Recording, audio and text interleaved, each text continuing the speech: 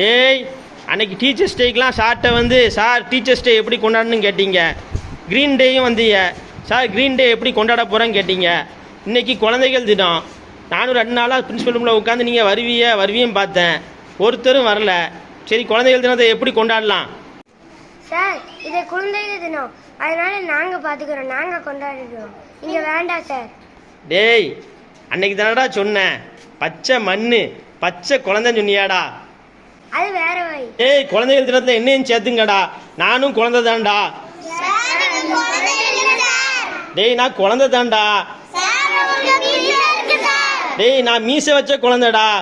Sir, உங்களுக்கு கல்யாணம் ஆயிட்டு சார். டேய், கல்யாணம் நானும் குழந்தை தான்டா. டேய், பிள்ளையில இருந்தா என்னடா, நான் என்னையும் சேர்த்துங்கடா. மைக்க பிடிக்கலாம் எனக்கு முடியாதுடா. இன்று நவம்பர் 14 ஜவஹர்லால் நேரு அவரது பிறந்த நாளை தான் இன்று குழந்தைகள் தினமாக கொண்டாடப்பட்டு வருகிறது.